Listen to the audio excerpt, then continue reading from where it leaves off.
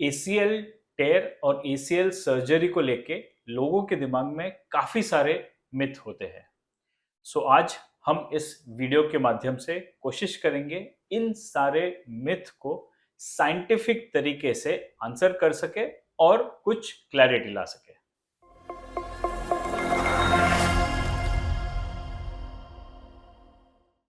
क्या ये बात सही है कि चोट लगने के 3 हफ्ते बाद ही एमआरआई करवाना चाहिए? ये पूरी तरह से सही नहीं है। इसका कारण है कि जब आपके घुटने में कोई चोट लगती है तो काफ़ी सारा पानी जमा हो जाता है और कुछ टाइम पहले जैसे कि 5 या 10 साल पहले जो एमआरआई मशीन्स होती थी, वो इन पानी के बीच में लिगामेंट टेयर को अच्छे से पकड़ नहीं पाती थी। इसलिए हम पहले ही एडवाइस करते थे कि आप अपना एमआरआई 3 हफ्ते के बाद करवाइए, जिससे कि जो पानी जमा हुआ है वो कम हो जाए और आपका लिगामेंट बहुत अच्छे से दिख सके। लेकिन आजकल जो एमआरआई मशीन्स है वो 1.5 टेस्ला एंड बियॉन्ड है, जिसमें इवन बहुत सारा पानी जमा हो तो भी आपका एसीएल टेयर बहुत अच्छे से दिख सकता है और हम लिगामेंट टेयर को डायग्नोस कर सकते हैं। इसलिए आज के तारीख में ये कोई ज़रूरी नहीं है कि चोट लगने के 2 या 3 हफ्ते वेट करें आप तुरंत एमआरआई करवाओगे तो स्टैंडर्ड जगह पे अच्छे से आपका लिगामेंट टेयर पकड़ में आ जाएगा। एसीएल टेयर होने के चांसेस किस में ज़्यादा है, मेल में या फीमेल में? अगर हम कंपेयर करें मेल और फीमेल को, अब वो स्पोर्ट्स पर्सन भी हो सकते हैं या रूटीन इंडिविजुअल भी हो सकते हैं, तो विमेन में उनके वेट डिस्ट्रीब्यूशन, उनके मसल और नी बायोमैकेनिक्स और उनके हॉर्मोन्स की वजह से उनका घुटना हमेशा ज़्यादा प्रोन होता है इंजरी के लिए।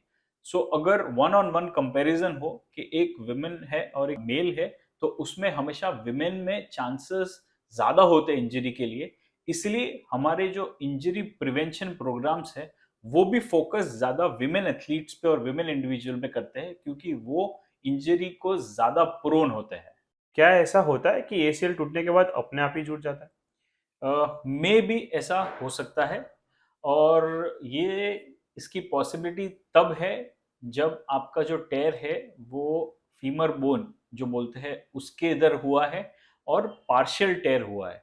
इन दो पॉसिबिलिटी में ही हम ये देखते हैं कि आपका एसीएल टेयर नेचुरली हील हो जाए और कुछ और करने की ज़रूरत ना हो। अदरवाइज अराउंड 70 टू 80% पेशेंट्स में हमने जो देखा है कि एक बार आपका एसीएल टेयर हो गया तो सिंस उस टेयर के आजू बाजू में काफी सारा फ्लूइड जमा होता है जो कि नेचुरल हीलिंग करने नहीं देता, तो वापस जुड़ने के चांसेस बहुत कम है। बट थियोरेटिकली अराउंड 5 to 10% लोगों में हीलिंग नेचुरली हो भी सकती है। एसीएल सर्जरी में हर बार नया लिगामेंट ही बनाना पड़ता है, क्या ये बात सही है?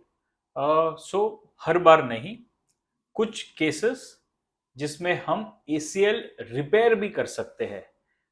ये पॉसिबिलिटी अभी है, ये पॉसिबिलिटी कुछ सालों पहले नहीं थी, बट साइंस एंड टेक्निक्स आगे एडवांस हुई है, जिसकी वजह से कुछ सिलेक्टेड पेशेंट्स में हम उनका टूटा हुआ लिगामेंट ही रिपेयर करते हैं, न कि नया लिगामेंट बनाने की जरूरत होती है।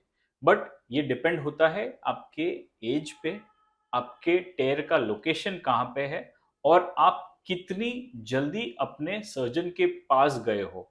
इसका मतलब है कि इनिशियल इंजरी के हफ्ते या 10 दिन के अंदर आप अपने सर्जन को मिले हो तो रिपेयरिंग के चांसेस और रिपेयरिंग के रिजल्ट्स बहुत अच्छे होते हैं। उन केसेस में ही हम रिपेयरिंग अटेम्प्ट करते हैं। बाकी केसेस में हम रिपेयरिंग अटेम्प्ट नहीं करते क्योंकि उसके रिजल्ट्स अच्छे नहीं होते। जहाँ से नया लिगामेंट निकालता है वहाँ पे कोई परमानेंट प्रॉब्लम या फिर नुकसान होता है? एसीएल सर्जरी में 90% ऑफ द टाइम्स हम आपका नया लिगामेंट एक हैमस्ट्रिंग टेंडन को निकाल के बनाते हैं जो आपके नी जॉइंट में होता है। आपका हैमस्ट्रिंग टेंडन निकाला जाता है, उसे एसीएल लिगामेंट की तरफ प्रिपेयर करते हैं और नया लिगामेंट बनाते हैं। जब भी हम आपका ये हैमस्ट्रिंग टेंडन निकालते हैं तो बॉडी की टेंडेंसी होती है to regrow this new tendon in 18 months. मतलब कि 1 के 1.5 साल में जो भी हमने आपका टेंडन निकाला हुआ है वो वापस रीग्रो हो जाता है, जिससे कि आपके नी जॉइंट में कोई परमानेंट नुकसान या कोई डैमेज नहीं होता। जब भी हम आपका हैमस्ट्रिंग को छोड़ के बाकी टेंडन्स हार्वेस्ट करते हैं, जैसे कि क्वाड्रिसेप्स टेंडन या पटेला टेंडन, तो उस तकनीक से हम करते हैं सो दैट आपके नी जॉइंट में कोई प्रॉब्लम ना हो, कोई फंक्शन लॉस ना हो।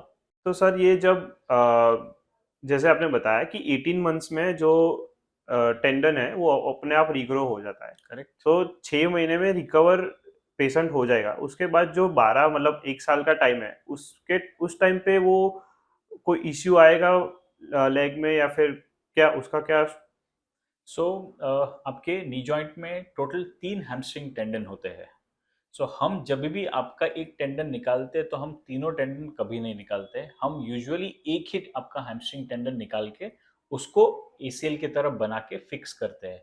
सो आपके नी जॉइंट में हमेशा 2 नॉर्मल हैमस्ट्रिंग टेंडन वैसे के वैसे ही रहते हैं, जो आपके पूरे फंक्शन में हेल्प करते हैं, एंड बाय दैट टाइम आपका तीसरा टेंडन भी ग्रो बैक हो जाता है। सो टेक्निकली आपके नी जॉइंट में कोई डेफिसिट नहीं रहती है because of removal of one tendon. मैंने ऐसा सुना है कि कहीं और से भी, मतलब पैर के कोई और पार्ट से भी टेंडन निकाल के एसीएल की तरह हार्वेस्ट कर सकते हैं। सो ऐसे स्पोर्ट्स में अगर जो आप इन्वॉल्व हो जिसमें बहुत सारा किकिंग मूवमेंट्स इन्वॉल्व है, जैसे फुटबॉल, या फिर अगर आपके घुटने में मल्टी लिगामेंट इंजरी हुई है, मल्टी लिगामेंट यानी एक से ज़्यादा लिगामेंट टूट गए हैं, तो हम न केवल आपके नी जॉइंट से बल्कि आपके एंकल से भी टेंडन हार्वेस्ट करते हैं, जिसको पेरोनियस लॉन्गेस्ट टेंडन हार्वेस्टिंग बोलते हैं। क्योंकि हमको 2 से ज़्यादा लिगामेंट्स बनाने हैं, सो हम नी जॉइंट को छोड़ के एंकल से भी टेंडन हार्वेस्ट करते हैं, जिसमें कि आपका एंकल जॉइंट का मूवमेंट कॉम्प्रोमाइज्ड नहीं होता और कोई परमानेंट डिसफिगरेशन या लॉस नहीं होता। क्या एसीएल टेयर सिर्फ एथलीट्स में ही होता है? सो ऐसा देखा जाता है कि नंबर्स जब गिने, so out of every 10 patients actually 6 individuals ऐसे होते हैं जो कि एकदम नॉर्मल इंडिविजुअल्स होते हैं, जिनको इधर बाइक एक्सीडेंट इंजरी या कार एक्सीडेंट इंजरी या घुटना ट्विस्ट हो गया या सीढ़ी उतरते समय घुटना बेंड हो गया, तब चोट लगती है और एसीएल टेयर होता है। एसीएल टेयर एथलीट्स में तो बहुत ही कॉमन है, क्योंकि वो ऐसे स्पोर्ट्स में इन्वॉल्व होते हैं जिसमें बहुत ज़्यादा तेज़ी से आपको भागना होता है और सडनली डायरेक्शन चेंज करना होता है। बट ये मैकेनिज्म नॉर्मल इंडिविजुअल्स में भी होता है और उसमें भी उतने ही ज़्यादा सिवियरिटी से चोट लग सकती है। क्या एसीएल सर्जरी सिर्फ यंग लोगों में की जाती है? जनरली लिगामेंट इंजरीज जब होती है, सो वो ऐसे ही इंडिविजुअल्स में होती है जो यंग, एक्टिव हो या फिर कोई स्पोर्ट्स में इन्वॉल्व होते हैं। सो इसलिए हम यूजुअली लिगामेंट सर्जरीज या एसीएल सर्जरीज ऐसे इंडिविजुअल्स में ही करते हैं। लेकिन आपको सरप्राइज लगेगा कि मेरे एटलीस्ट 4 पेशेंट फैमिली ऐसे हैं जिनके सन का हमने एसीएल सर्जरी किया, और उनके फादर जो कि अराउंड 40-45 एज के थे, जिनको लिगामेंट चोट लगी और उनका नी एज सच अच्छा था, तो उनमें भी हमने एसीएल रिकंस्ट्रक्शन किया। सो एज एक बैरियर नहीं है आपके लिगामेंट सर्जरी के लिए। हम यूजुअली चेक करते हैं कि सर्जरी से अगर जो आपको कोई रिजल्ट मिलता है तो ही हम सर्जिकल एडवाइस ऑफर करते हैं, चाहे वो 20 हो, 25 हो या इवन 45-50 में भी हमने लिगामेंट रिकंस्ट्रक्शन किए हैं। तो अगर लेग में कोई टेंडन अवेलेबल नहीं है या फिर पॉसिबल नहीं है टेंडन हार्वेस्ट करना, तो क्या कोई दूसरा पर्सन डोनेट कर सकता है टेंडन? सो काफ़ी बार मेरे पास ऐसे भी पेशेंट्स आते हैं जिन्होंने बाहर 1 बार या 2 बार या 3 बार अपने लिगामेंट सर्जरीज करवा चुके हैं, और जब भी लिगामेंट सर्जरीज करते हैं तो वो सर्जन्स ने ऑलरेडी हैमस्ट्रिंग टेंडन और पेरोनियस टेंडन उस पैर का यूज़ कर दिया है। सो ऐसे केसेस में हम इनको रिविजन एसीएल सर्जरीज बोलते हैं, जिसमें हमें पता है कि आपके नी जॉइंट में और आपके एंकल जॉइंट में कोई टेंडन बचा नहीं है। ऐसे केसेस में हम आपका ऑपोजिट साइड का टेंडन भी हार्वेस्ट कर सकते हैं प्रॉपर पेशेंट काउंसलिंग के साथ।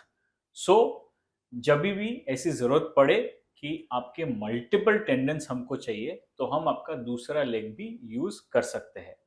रही बात किसी और को डोनेट करने की, तो इंडिया में अभी तक इसकी परमिशन गवर्नमेंट से नहीं मिली है कि आप किसी और का टेंडन डोनेट किया हुआ यूज़ कर सकते हो। जब कभी आगे फ्यूचर में ये परमिशंस मिलेगी तब हम वो ऑप्शन भी यूज़ कर सकते हैं।